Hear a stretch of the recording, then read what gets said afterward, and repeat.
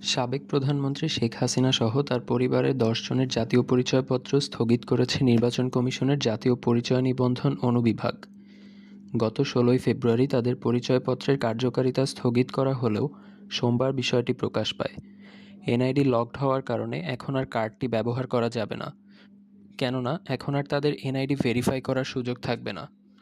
তবে NID locked থাকা অবস্থায় সংশ্লিষ্ট ব্যক্তির ভোট দিতে বা নির্বাচনে প্রার্থী হতে বাধা নেই বলে জানিয়েছেন ইসির সংশ্লিষ্ট কর্মকর্তারা। শেখ হাসিনা ছাড়াও যাদের এনআইডি স্থগিত করা হয়েছে তারা হলেন ছেলে সজীব ওয়াজেদ জয়, মেয়ে সায়মা ওয়াজেদ পুতুল, বোন শেখ রেহানা সিদ্দিক, ভাগ্নি টিউলিপ রিজওয়ানা সিদ্দিক ও আজমিনা সিদ্দিক, ভাগ্নে রাদওয়ান মুজিব সিদ্দিক।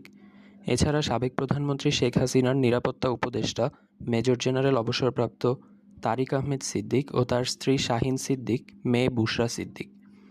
ইসি কর্মকর্তারা বলেন, জাতীয় পরিচয়পত্র নিবন্ধন অনুবিভাগের মহাপরিচালক এএসএম হুমায়ুন কবিরের মৌখিক নির্দেশনায় মাস দুয়েক আগে তাদের এনআইডি লক করা হয়েছে।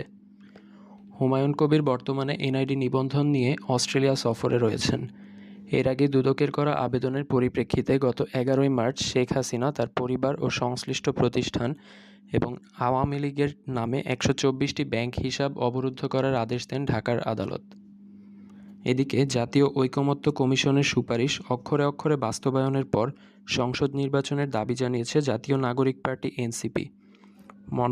মনোনয়নপত্র সশরীরে জমা দেওয়া, দল নিবন্ধন নবায়ন ও নিবন্ধনের সময় বাড়ানো, ঋণখেলাপি ও হলফনামায় ভুল তথ্য দিলে সদস্যপদ বাতিলসহ ৯টি দাবি প্রধান নির্বাচন কমিশনের সিইসির কাছে তুলে ধরেছে দলটি।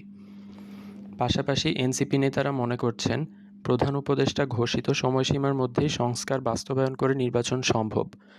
গতকাল রোববার দুপুরে রাজধানীর আগারগাঁওয়ের নির্বাচন ভবনে সিইসি এএমএম নাসির উদ্দিনের সঙ্গে বৈঠক শেষে এক ব্রিফিংয়ে দলটির মুখ্য সমন্বয়ক নাসির উদ্দিন পাটোয়ারি সাংবাদিকদের এসব কথা বলেন।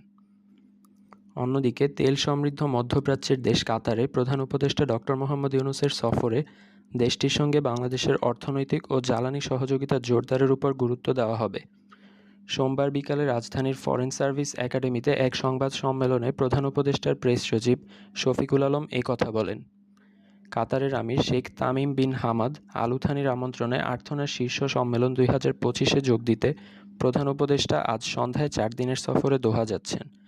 প্রেস সচিব বলেন, অধ্যাপক ইউনূস ও তার সফর সঙ্গীরা আজ সন্ধ্যা ৭টায় হজরত শাহজালাল আন্তর্জাতিক বিমানবন্দর ত্যাগ করেন। আগামী ২২ ও ২৩ এপ্রিল তিনি দোহায় ব্যস্ত দিন কাটাবেন।